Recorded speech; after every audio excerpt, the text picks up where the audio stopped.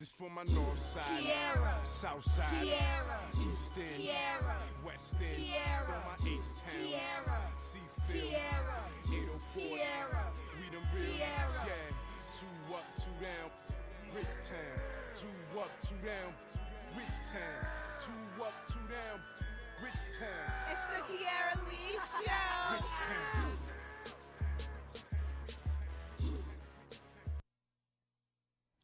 Hi, and welcome to another episode of the Kiara Lee Show. I'm Kiara Lee, and today we are talking about Black fatherhood. This is part 2 of our series on Black fatherhood. On the first episode, we were talking about Black fatherhood in relation to relationships with our Black daughters and how Black fathers are often stigmatized and the difficulties that Black fathers go through and the things they face. Well, for this part 2 episode, we are talking about debunking, the negative myths of Black fatherhood. We are talking about disproving the bad, the negative things we often hear, the stigma of the deadbeat dad or the absent Black father. And we are here to give credit where credit is due and to shed light on fatherhood and the good things that our Black fathers are doing. And here again with us, we have Ron and O, and we're going to have a conversation about Black fatherhood and, the importance of, like I said, giving credit where credit is due. And I just want to first go over some statistics that I found doing research on my own. According to the National Center for Health Statistics, like I said, Black fathers are doing more than they're given credit for. There was a stat in a study published this year in January about Black fathers and their involvement with their children, period. And it said that Black fathers are about 5 times more likely to eat meals with their children than white fathers, and are about 15% more likely to eat meals with their children than Hispanic fathers. And we often hear that the Black family, is in turmoil, the Black family is dying, is suffering, yet there are these statistics that say quite the opposite. And what do you all feel about that? That it's showing that Black fathers are more likely to share meals with their children than any other demographic.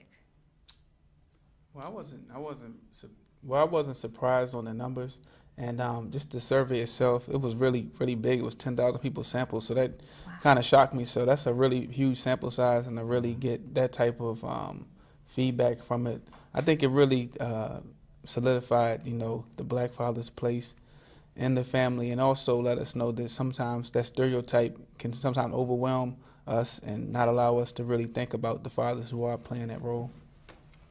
Yeah, it could also discourage those that are not in the child's life to say, well, I can't do it or whatever.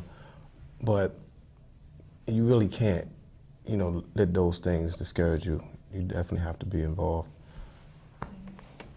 And going along with that, another stat from that same study said that Black fathers are 10% more likely than white fathers to bathe, diaper, feed young children ages like from babies to 5 years old. And they are 25% more likely to do so than Hispanic fathers. And again, we say that the Black family is doing so bad, yet we hear these stats, but I just wonder why we haven't been hearing such positive statistics this whole time. Why is it taking 2014 to really shed light on the positivity of the Black father? What do you all think about that? Well, I just think there's a big misunderstanding, and I really don't think a lot of other cultures really want us around, to be honest with you, and that plays a big role on their negative image towards us. So anything that we pretty much do, they're going to look down on or put a negative impact, negative thought process on it. Mm-hmm. And President Obama, he's really been vocal about, Black men needing to step to the plate. You had Bill Cosby, ABC News has done something. A lot of the national media is really shining light and creating this so-called crisis, just like the war on drugs that they had back in the Reagan administration. Mm-hmm. And a lot of it is smoke and mirrors. I think black fathers are stigmatized, and we all know black fathers who aren't stepping up to the plate. But I think my biggest beef is not celebrating the fathers who are stepping up to the plate. I know this past Father's Day on Facebook, I put out a question, just asking, what are we redefining what a black father is? Because I know there were several people wishing their mothers happy Father's Day, and that was really eye-opening because they are mothers who are really taking on the lead parent role, not really having that co-parent. So it's interesting, how are we defining what a black father is? What is the black father's roles and responsibilities now? Right. It's very interesting. And as far as like roles and responsibilities, like this study shed light on like routine kind of stuff, like how involved fathers are with stuff, day-to-day stuff, like routine things.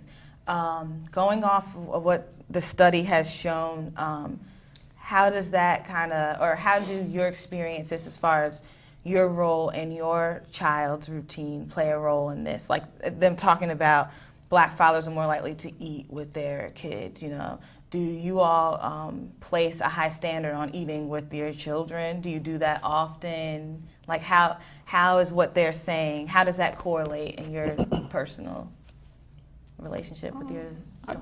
I think it's pretty accurate because me and my daughter's mother, we live together, so there's more time to do those activities. In terms of statistics, a lot of it point out to fathers who live outside of the home, and they were saying how those fathers, even though they don't live in the home, are more active than Caucasian and Hispanic fathers who don't live in the home.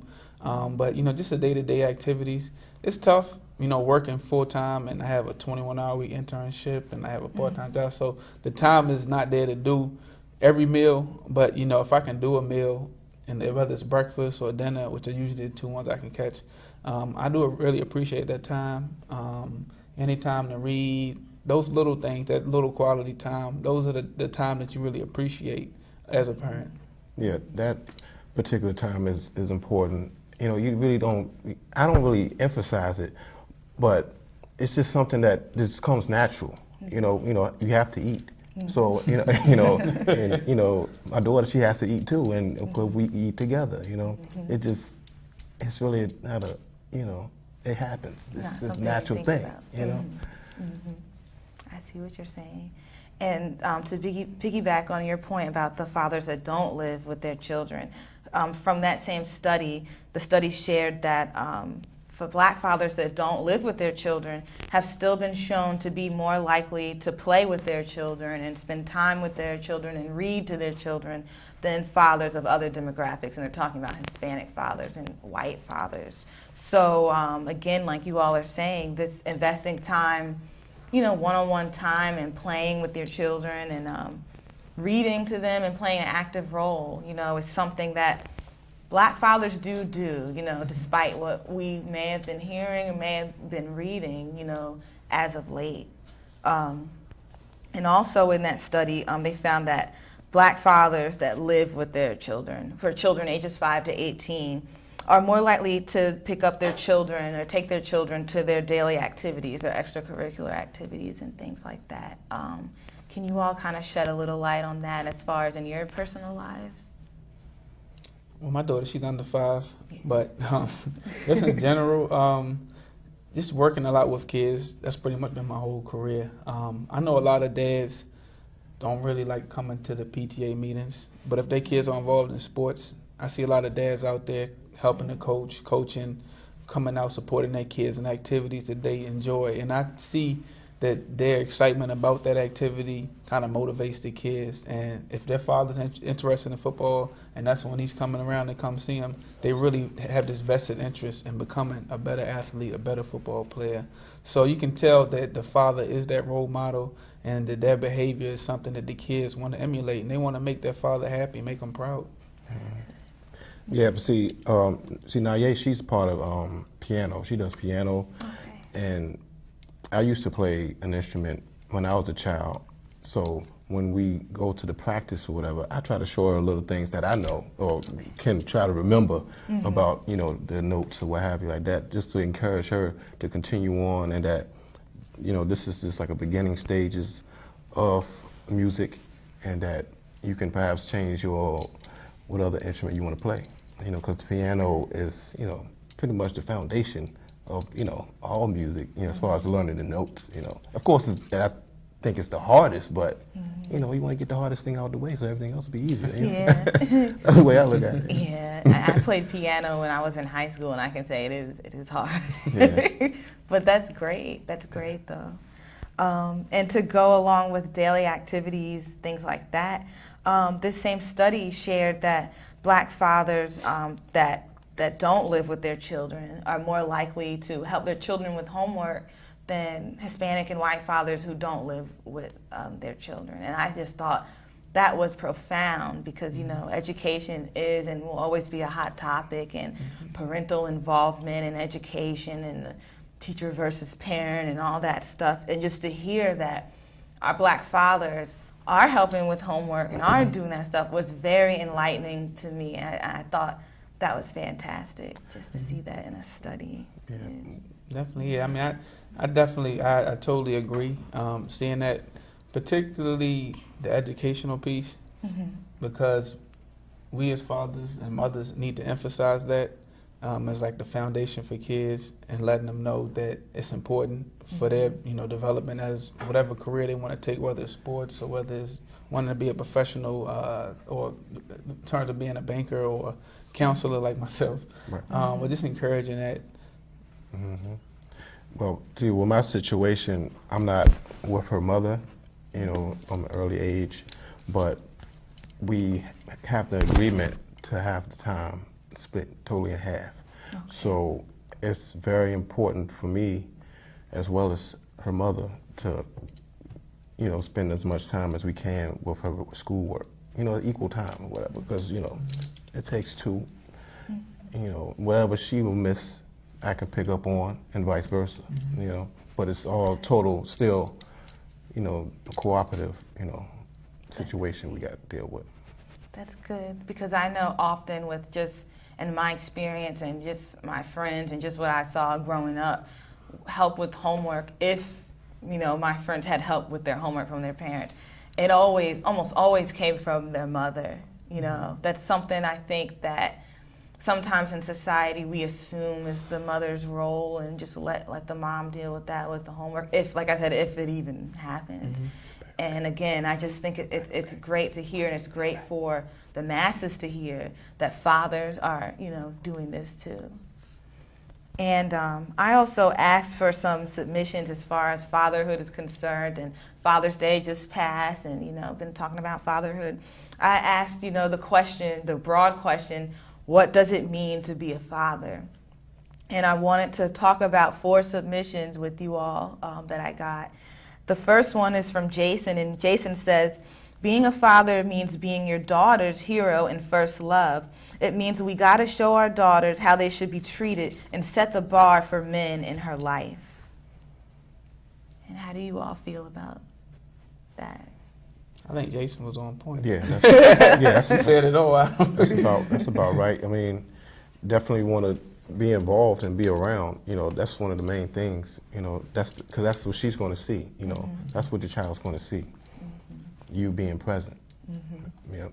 I was listening to something on YouTube from T.D. Jakes, and he was saying, as far as us being role models for other fathers, even for our kids, is that we can't put ourselves too high up on a pedestal, and as if we don't make any mistakes, and that we're, this perfect being, because as fathers we make mistakes, as human beings we make mistakes, Right. and we have to let our kids know that we're not perfect, because we don't want to put us way up here and have these such high expectations, and then if we don't fulfill something that we promised, or that something that they wanted to do, then we're such a a bad person. So I think we have to be realistic that we make mistakes. We're not perfect, so we do want to be the hero. I think that does make our ego feel good, but Yeah.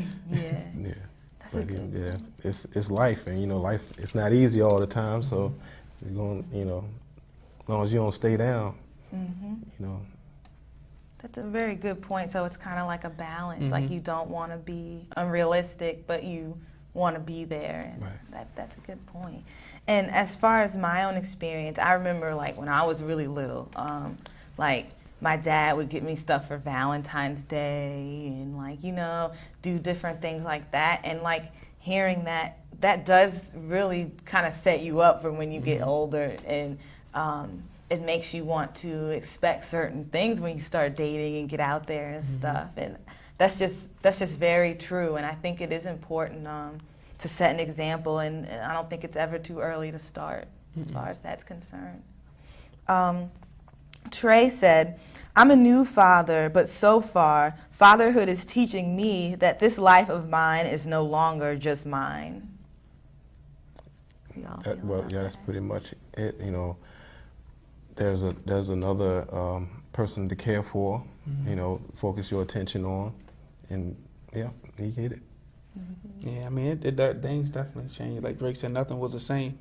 Once you have a kid, it's not the same anymore. Yeah. I mean, I used to think I was a pretty selfish person before I had a kid, but now with a kid, you not only have to think about the child, you have to think about the child's mother, your mother, her grandmother, because everybody wants time with the child. Right. And, you know, you have to really be conscious of a lot more things than as if it were when you were just thinking of yourself. So it does change. It does change a lot. I feel like I've become more mature. I felt like I've been able to make decisions more, instead of making them for the next week or the next month. I've been thinking 5 years from there, 10 years from there, and, you know, just being more, I feel like I've been more productive since I've had the child than I was before I had it. Wow, that's good. William says, being a father means a lot of things, but among everything else, I think the most important thing is presence. My kids are adults now, and even still, me being there for them is paramount. They tell me themselves. And I was happy to hear that and to get that one sent in, because I think fatherhood doesn't stop when you turn 18. Motherhood doesn't stop when you turn 18. You're no longer someone's child when you turn 18. That still all needs to be set and in place, no matter how old you are, no matter how old the child is, because that dynamic doesn't fade and that dynamic doesn't die. Right. And I think we don't talk about that often enough. I think in this society there's a lot of, oh, you turn 18, peace, okay, figure it out yourself, you know. That goes back to selfishness, though, you know, because you can't. I don't think they should really be thinking like that, you know.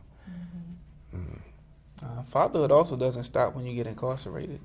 Right now, I'm working with the program through the National Fatherhood Initiative, and they have a program called Inside Out Dad that they run in different jails and prisons throughout the country, and I'm co-facilitating that right now.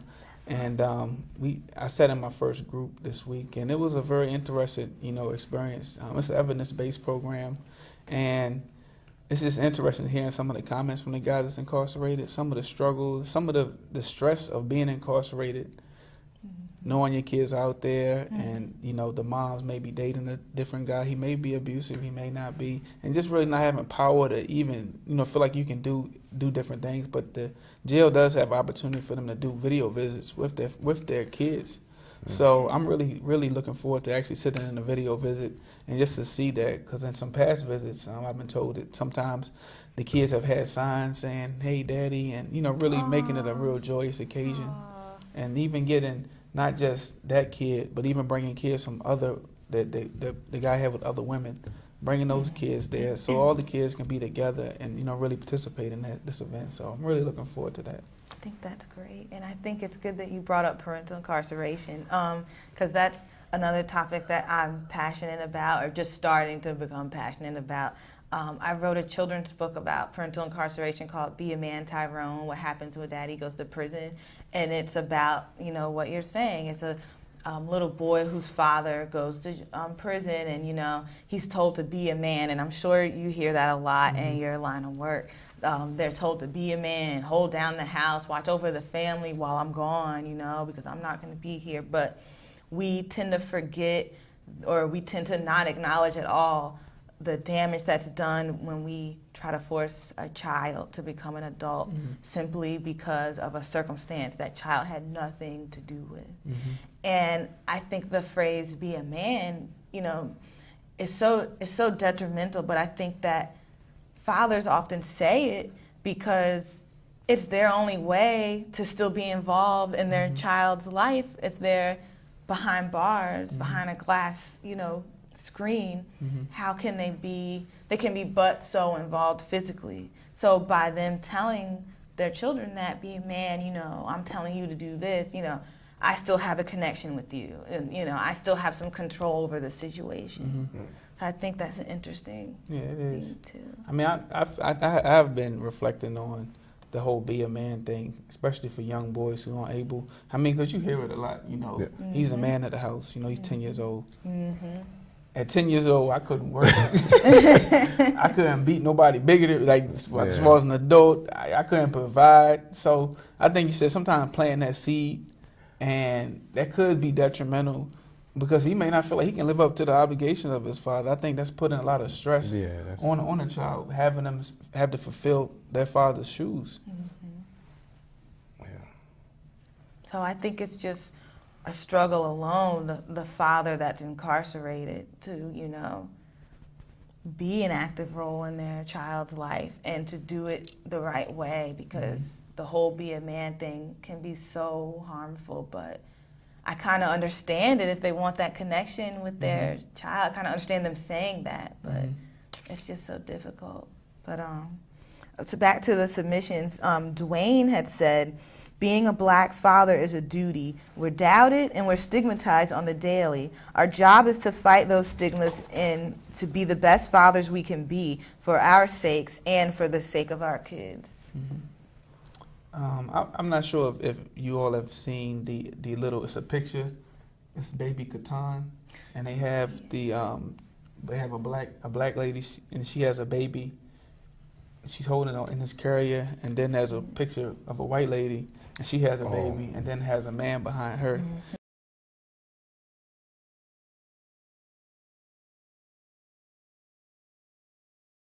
And it was like this big uproar on Twitter. People were saying that, this is racist, and why doesn't a black woman have a man? And, even something that's naive, something as subtle as that, could really just increase the stigmatization even more. Some people may not have paid attention, but to us as black people, we're really conscious. We have this hypervigilance over things like that, and it's funny because if you study psychology, you study marketing, a lot of things that they do is intentional. And then when we pick up on it, it's like, we didn't mean to do that. This was a simple mistake, and it's this apology, and a lot of times we get blamed for being racist. We get blamed for being racist because we see these things and we point these out, and it's not fair because then we get stigmatized. So. But in actuality, it's a deliberate attack on the black man. If you look at that picture, of course, the female is sitting there by herself, but when there's no man present, that's an attack on black. Like as far as black men, they want you out the picture altogether. That's what that looked like to me. And I'm just to hit on that point. I've reading history. I was in a master social work program at VCU, and one of my first class, we were talking about how back in the day, social workers would actually they were trying to get the men out the house. Social services was trying to get the men out the house, and they would actually do rounds and come to your house and see if a man was living there. And then if he was living there, they would take your benefits away. And it's still that case sometimes with men. If they say, okay, I'm not married or I don't have this man living here, the woman is able to get more benefits. She's able to get a housing vouchers, food benefits, and also benefits with the insurance. So, like you said, there is almost this deliberate attack to remove the black man out of the picture, so to speak. Even a lot of single mothers are allowed to get certain grants for school too, if there's no father around. But then I guess, I don't know, just to play devil's advocate, I guess some of that is, they're alone, they're struggling, let's give them more assistance. As far as the school is concerned, like some of that could be, she's down and out, she doesn't have a partner to help her out, let's give her some money, I guess. And I agree. I agree with that, but I was having this conversation about being a man and providing with some offenders that I work with, and they too feel like it is almost this deliberate, attack, and because I asked, I heard this one comment that I did this, I sold drugs, I committed these crimes for my kids. And I just wanted to get some feedback because to me, I felt like the onus is put on the kid. You pretty much blaming this kid for your decisions when it's not fair to the kid. And I was reading some statistics on, black males really wanting to be the providers, and they have this idea of being a providers, and when they can't provide financially, they kind of just step to the side and move out of the picture. And I kind of hear that with these guys, they sell these drugs, they commit these crimes, but they're taking themselves out of the picture. And with the criminal justice, the way, it's 1.5 million people incarcerated right now. Those men and women that aren't being able to provide financially, and then you have to have these services for the women, whether it's through food stamps or whatever it may be. So it's just a very interesting debate. I think that might be another show topic. Sounding like. So do you all agree with Dwayne? Do you think that being a black father is a duty? Should it be that way? Is it like that for fathers of other races? Is it fair to say that? Or? Well, it's a duty to other races as well. I mean, and it's more of a duty for us, though, because of the negative impact they done put on us and everything. So we have to, definitely step up, and encourage those that are not involved in their children's life to be involved. This show alone is for that purpose. And I actually looked up the word duty the other day because I was very curious on the word. But when I looked it up, it had a part of it that was talking about how it's almost like a cultural kind of a traditional thing. In our culture, before slavery, it was the tradition was that the black man play a specific role, the father plays a specific role, and each tradition followed that role. But with slavery, that kind of shook that role up a little bit. It changed the trajectory of fatherhood, of black fatherhood, and almost now the trajectory is we don't really know where it's going. And for the most part, a lot of the people that are mostly affected are the ones that's in poverty. The ones that, low socioeconomic status, they don't really have those models in place to follow and really learn. So you kind of see fatherhood being redefined in certain segments of the black community. Well, I thank you guys so much for being on the show again. This has been a great experience for me, learning more about fatherhood and just talking about it and putting this positivity out there. And I want to end on this note with Niyah, who we have sitting with us, and I wanted to ask her, what is her favorite thing about her father? Well, my favorite thing about my dad is that he helps me when I need help and stuff. Oh, you see that? Fatherhood, again, like I said, fatherhood, positivity, black fathers are doing it despite what we're hearing, and we need to embrace that. My name is Kiara Lee, and thank you for watching.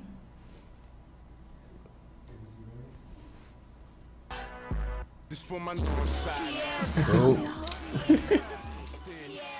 West End, on my East Town.